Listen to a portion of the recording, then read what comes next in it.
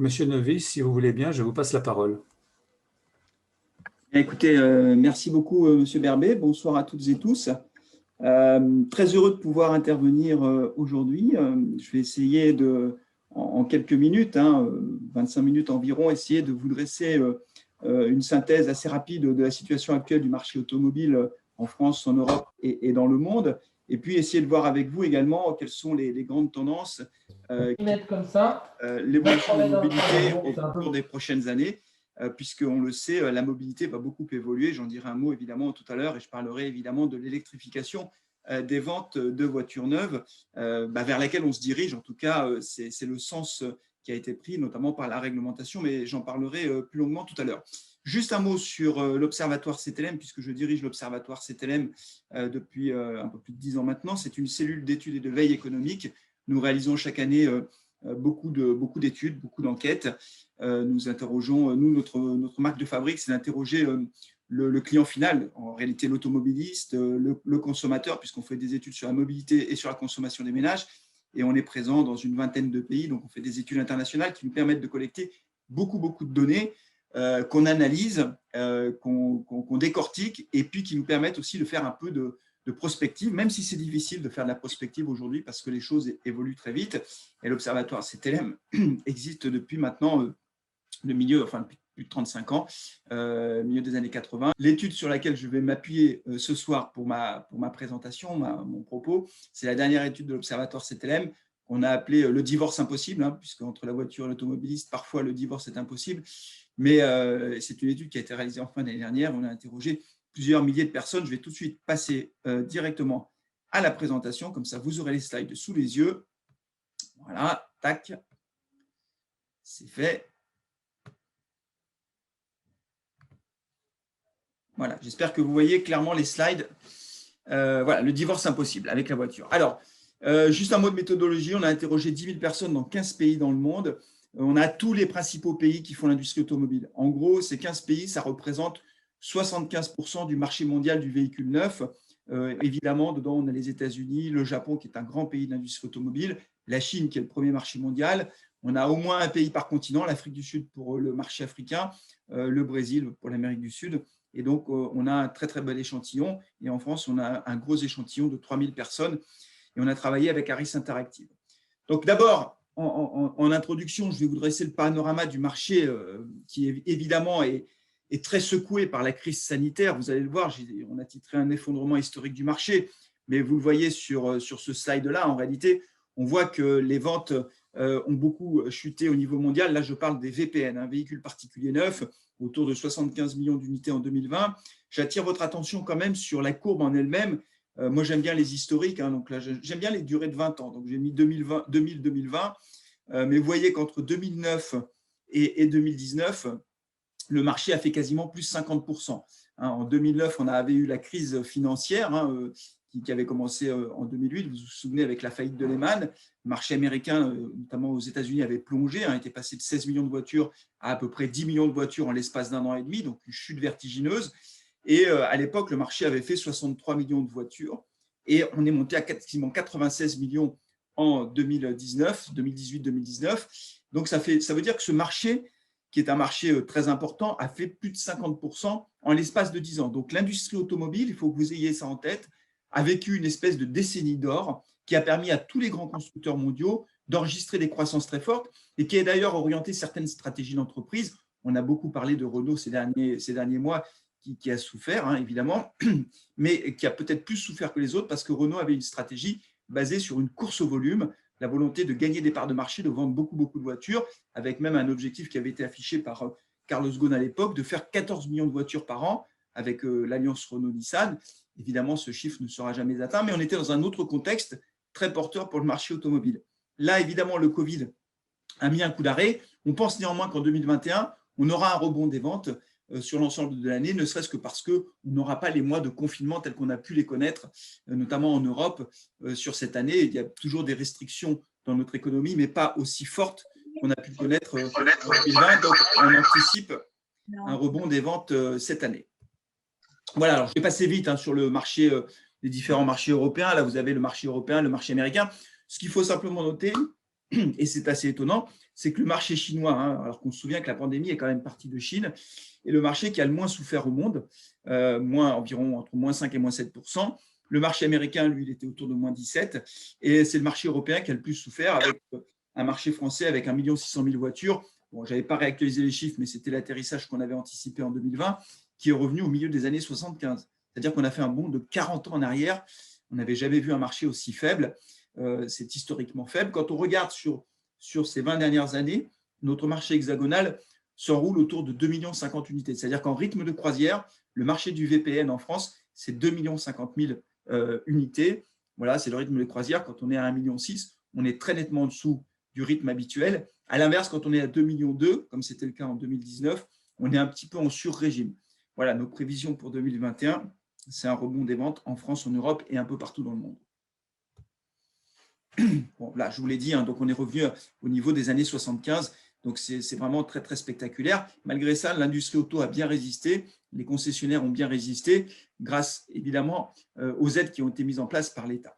Alors, un indicateur du marché français sur lequel j'attire votre attention, c'est que structurellement, on assiste à une baisse des ventes aux particuliers et à une montée en puissance des ventes aux ménages. Le marché automobile, hein, se structure en deux catégories, les ventes aux professionnels, les ventes aux ménages. Les ventes aux ménages, elles baissent beaucoup. Vous voyez, par exemple, en 2012, au moment où il y avait eu la prime Sarkozy, en 2009-2010 jusqu'en 2011, on a les ventes aux particuliers qui représentaient les 2/3 des immatriculations. Là, aujourd'hui, on a un marché hexagonal qui est majoritairement détenu par les professionnels. Donc, ça veut dire que les particuliers achètent de moins en moins de voitures. Et on a un autre chiffre qui nous permet de le voir. Moi, c'est un indicateur que j'aime beaucoup. C'est le taux de ménage acheteur. Le taux de ménage acheteur, c'est la part des ménages qui achètent chaque année une voiture neuve. On a globalement 29 millions de ménages en France. En 2020, on estime que 2,5% des ménages auront acheté un véhicule neuf. Vous voyez qu'en 2009, à l'époque de la prime Sarkozy, la prime à la casse, on avait 6% des ménages qui avaient acheté un véhicule neuf. Et si on revient un peu plus loin dans le temps, au début des années 90, on était même à 7% des ménages. Donc en fait, on assiste à une érosion continue, régulière, structurelle des ventes aux ménages. Les ménages achètent de moins en moins de voitures neuves parce que ça coûte très cher. Le prix de vente moyen, c'est 25 000 €, que les ménages roulent de moins en moins et que donc, du coup, ils gardent leur voiture de plus en plus longtemps. Toujours en 2020, hein, sur ces dernières années, le fait marquant, ça a été la montée en puissance de l'électrification des véhicules. Ça a été la surprise, pour tout vous dire. La part des ventes de voitures 100% électriques a triplé, hein, 6% des ventes.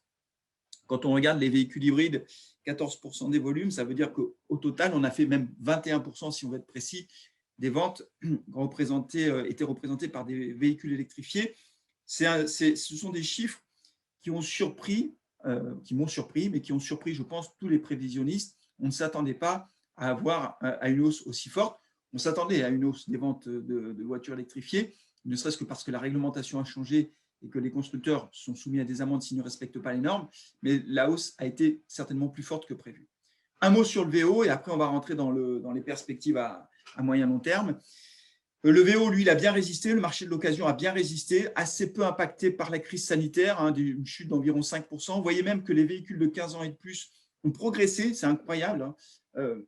Ça confirme bien que les particuliers se tournent plutôt vers le marché de l'occasion, et en particulier les jeunes, parce qu'ils n'ont pas les moyens d'acheter un véhicule neuf.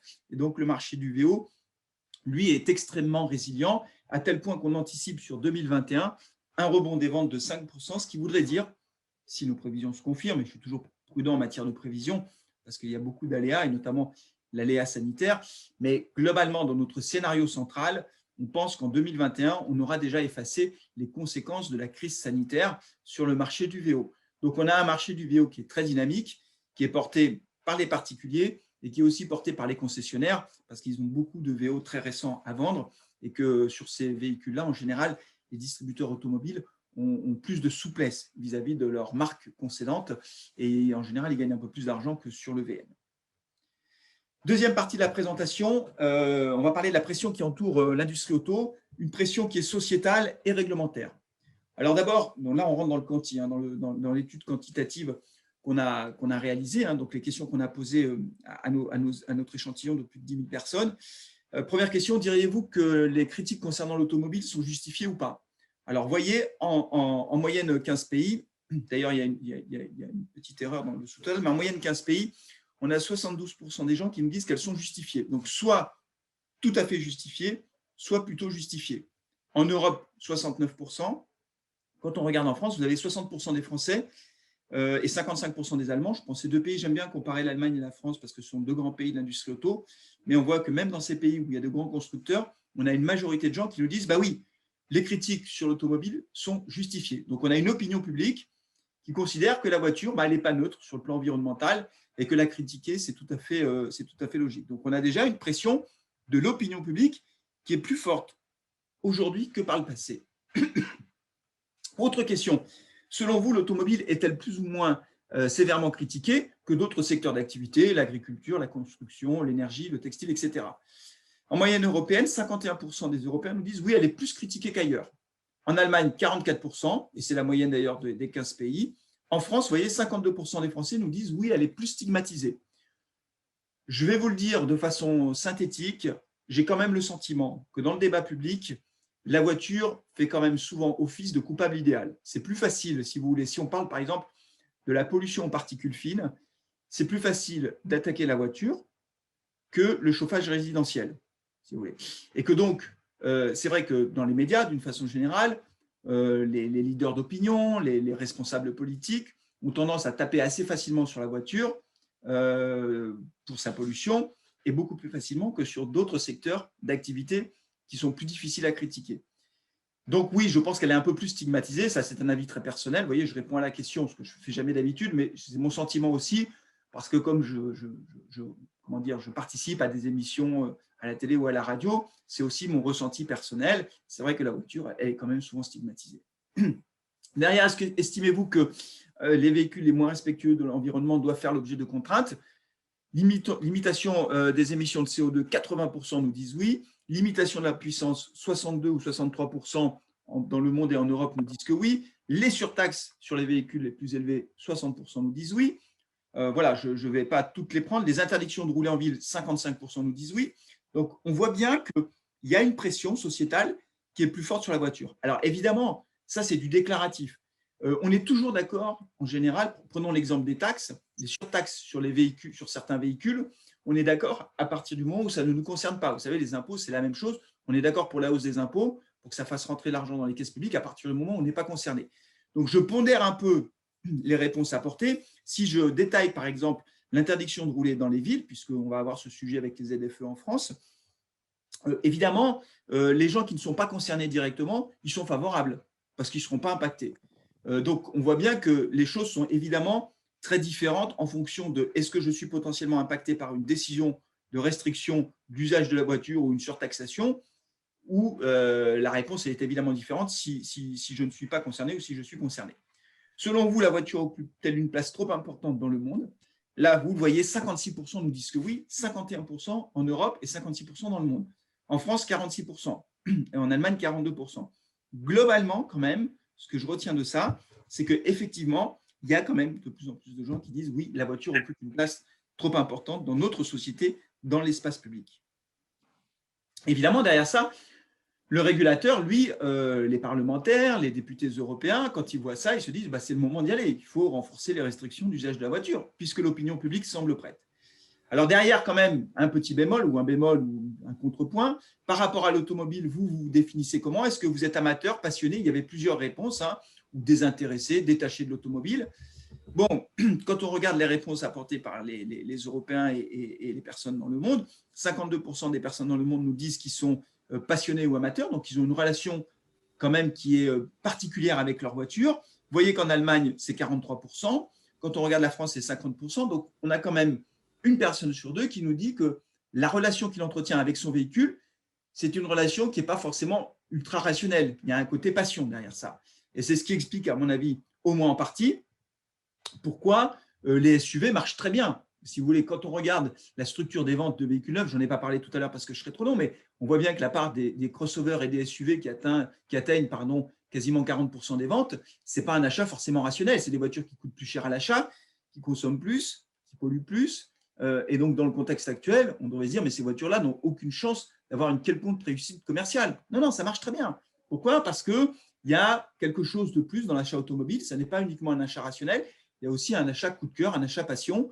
liées à la silhouette de carrosserie, liées à l'envie de se faire plaisir, qui existe toujours, malgré tout, autour de l'automobile. Alors, une fois que j'ai dit que l'étau se resserre autour de la voiture, malgré tout, c'est une relation dont on ne peut pas se passer. En tout cas, pour certaines personnes, certains Français, certaines personnes dans le monde, on a 60% des gens qui nous disent, quasiment 60% qui nous disent qu'ils ne peuvent pas vivre sans voiture, 55% dans le monde, 56% en Europe. En France, c'est 65%. Vous voyez ? Donc, on a les 2 tiers des Français qui nous disent, moi, la vie sans voiture, ce n'est pas possible. Alors, évidemment, si vous habitez à Paris, vous avez le métro, vous avez les voitures en libre partage, vous avez Vélib, vous avez des lignes de bus, et prendre le métro, ça va plus vite que prendre la voiture. Vous vous dites, objectivement, je peux me passer de la voiture, il n'y a pas de souci. Et globalement, c'est vrai dans les très, très grandes métropoles, Lyon, Marseille, voilà, celles où il y a des gros réseaux de transport en commun. Quand vous habitez dans la France périurbaine, quand vous habitez dans le monde rural, vous ne pouvez pas vous passer de votre voiture. C'est le seul moyen que vous avez pour pouvoir aller faire vos courses, aller au travail et emmener vos enfants à l'école. Donc, il y a une France qui est fracturée. Il y a une espèce de fracture automobile qu'on avait clairement identifiée dans l'une de nos études qui montre qu'il y a 2 France qui ne se comprennent pas. La France des métropoles qui voit la voiture comme un objet polluant et dangereux dont il faut se débarrasser, et une France périurbaine et rurale qui dit « mais laissez-moi tranquille avec ma voiture, c'est un objet de liberté. Sans ma voiture, je ne peux plus vivre. » Et ces 2 France-là, en fait, elles ne se comprennent pas quand elles parlent d'industrie auto. Ces dernières années, diriez-vous que l'utilisation de votre voiture a augmenté ou a baissé, ou ni l'un ni l'autre? Là, vous voyez aussi que les résultats sont très, très partagés, en fait. On a quand même 35% des gens dans le monde qui nous disent que l'utilisation de leur voiture a augmenté et 46% qui nous disent « j'ai la même utilisation de ma voiture ». Il n'y en a que 19% qui nous disent qu'ils l'utilisent moins. Si on regarde la France, c'est 20% des Français qui nous disent qu'ils utilisent moins leur voiture dans le temps, mais il y en a 23% qui nous disent qu'ils l'utilisent de plus en plus et 57% qui nous disent qu'ils ont la même utilisation. Évidemment, les 20% de Français qui nous disent qu'ils utilisent moins leur voiture, on retrouve toujours cette fracture automobile, c'est dans les grands centres urbains. On sait que le kilométrage annuel parcouru baisse dans les métropoles et qu'à l'inverse, il a tendance à augmenter ailleurs. Donc, on a toujours cette fracture, mais vous voyez bien que pour quasiment les 3 quarts des Français, l'utilisation de la voiture est au moins aussi importante aujourd'hui qu'hier, voire plus importante. Donc, il n'y a pas de baisse réelle de l'utilisation de la voiture. Après, on a testé aussi le fait de savoir si on se sent protégé dans sa voiture. Là, c'est plus lié à la crise sanitaire. Vous voyez que 76% des gens dans le monde nous disent qu'ils se sentent protégés à l'intérieur de leur voiture. Évidemment, aujourd'hui, dans un bus ou dans un métro, c'est un peu plus compliqué avec la crise sanitaire de se sentir protégé. Et qu'à l'inverse, quand on est tout seul dans sa voiture, là, on n'a pas peur d'être contaminé. C'est un moyen de transport qui m'offre une liberté de déplacement incomparable. Oui, 90%, ça c'est un raz-de-marée. Ne cherchez pas, la voiture est et restera très longtemps encore le mode de déplacement qui offre à la fois l'autonomie de déplacement, la capacité à se projeter loin de son domicile ou loin de son travail, avec la plus grande liberté, c'est-à-dire une disponibilité immédiate. Voilà, vous pouvez prendre tous les autres modes de transport. Il n'y a pas mieux, en réalité, quand on met tous les critères bout à bout. Et ça, évidemment, les automobilistes le savent.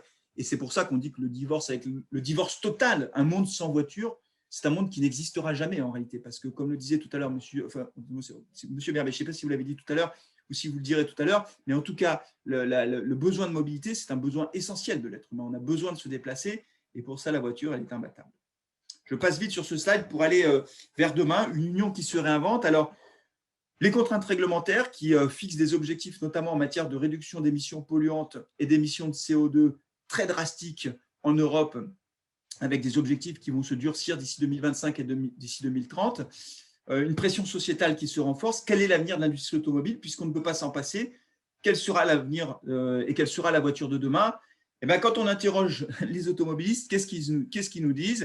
Ils nous disent d'abord qu'il faudra partager l'espace public. Ça veut dire que la mobilité de demain, et notamment, encore une fois, dans les grands centres urbains, sera une mobilité qui sera différente. La part modale de la marche, du vélo, des trottinettes, etc., sera une part modale qui va avoir tendance à augmenter. Et à l'inverse, comme on va partager l'espace public, pour laisser plus de place à ces modes de transport et un peu moins de place à la voiture, la part modale de la voiture va plutôt baisser. Et vous voyez que globalement, vous avez 80% des gens, ou plus de 80% des gens qui nous disent qu'ils sont favorables à ce que l'aménagement des villes fasse plus de place au mode de transport doux. Donc, c'est le sens de l'histoire et très clairement, on se dirige vers ça, encore une fois, notamment dans les grands centres urbains où se concentrent d'ailleurs les problèmes de qualité de l'air. Donc, il y aura des zones de faible émission qui seront mises en place et, a priori, l'interdiction des ventes de voitures thermiques à horizon 2030 ou 2040, selon les pays, mais la tendance est annoncée un peu partout en Europe. J'attire votre attention que ce n'est pas vrai partout dans le monde, ce qui rend l'équation complexe pour les constructeurs. C'est-à-dire que les constructeurs doivent à la fois investir pour la voiture qu'ils pourront vendre, qu'ils auront le droit de vendre en Europe, mais en même temps, notamment aux États-Unis, qui reste quand même le deuxième marché mondial et un marché extrêmement rentable, ce n'est pas le choix que font les États-Unis du tout électrique, en tout cas pas tous les États. Donc il y a cette difficulté du mix énergétique qui sera très diversifié en fonction des endroits du monde et qui rend l'équation économique complexe pour les constructeurs. Plus de place pour la voiture électrifiée, alors que ce soit l'hybride rechargeable ou le full hybride et l'électrique, évidemment. Donc, on voit que là, l'évolution du parc mondial, il y a une accélération très forte des ventes de voitures 100% électriques. C'est vrai en Europe, j'en ai parlé tout à l'heure, c'est vrai en France, c'est vrai aussi en Chine. On sent qu'il y a un décollage qui est en train de s'opérer, mais encore une fois, qui a été porté par les pouvoirs publics, à la fois avec les réglementations en matière d'émissions de CO2, mais aussi les aides très puissantes qui sont mises en place. Vous pensez que l'État français verse à chaque fois plusieurs milliers d'euros quand on achète une voiture électrique, alors qu'on nous dit qu'on n'a plus d'argent public ou que l'argent public est rare. Voilà, il y a une vraie volonté politique de pousser la vente des voitures 100% électriques.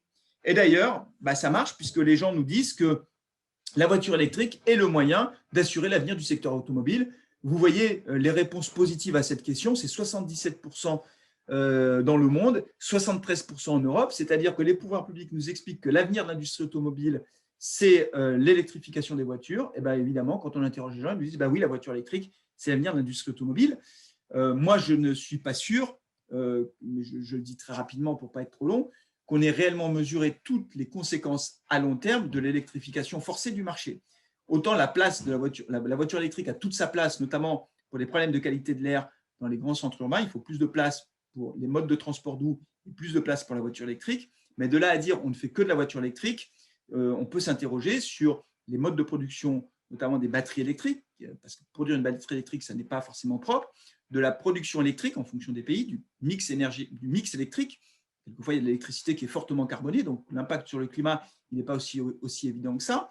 Et puis aussi, sur le plan industriel, aujourd'hui, les batteries qui sont mises sur les voitures qui sont vendues sont des batteries qui sont importées d'Asie. Ça veut dire qu'on fait un transfert de valeur ajoutée de l'Europe vers l'Asie, en réalité. Alors, on dit qu'on va faire l'Airbus de la batterie, peut-être que j'en dirai un mot tout à l'heure, mais en tout cas, il y a des interrogations par rapport à ça sur l'emploi industriel à moyen long terme avec cette électrification forcée et quasi totale des ventes de voitures électriques, pour l'instant à batterie. Évidemment, tout à l'heure, on parlera de l'hydrogène, enfin les autres intervenants en parleront évidemment mieux que moi.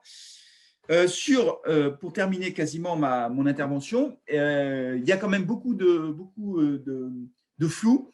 On a posé la question à ceux qui envisagent d'acheter une voiture cette année. Donc, on a testé, est-ce que vous envisagez d'acheter une voiture au cours des 12 prochains mois? Et on a gardé ceux qui nous répondent oui. Et à ceux qui nous ont répondu oui, j'envisage d'acheter une voiture prochainement, on leur a demandé quelle était l'énergie, la voiture qu'ils comptaient acheter. Est-ce que c'est une voiture essence, diesel, électrique, hybride, etc. Vous voyez que c'est très partagé en fait. En Europe, 23% des gens nous disent qu'ils vont acheter une voiture essence, 15% le diesel. Donc le diesel poursuit sa chute, sa descente aux enfers. 17% nous disent de l'électrique, c'est beaucoup, et quasiment 30% de l'hybride. On voit bien que l'hybride est très porteur parce que les gens sont rassurés à la fois sur l'autonomie et ils se disent que c'est quand même un pas vers l'électrification des voitures. Donc on voit quand même qu'il y a un peu d'hésitation par rapport à ça. Là, j'ai mis également, j'ai splitté les résultats ou les réponses par type de revenus. On voit que ceux qui ont des revenus les plus élevés misent beaucoup sur l'hybride et qu'à l'inverse, ceux qui ont des revenus peu élevés dans notre échantillon préfèrent l'essence ou ne savent pas. Vous voyez, 19% des gens qui ont les revenus les plus faibles sont un peu perdus et ne savent pas quel type de voiture il faut acheter.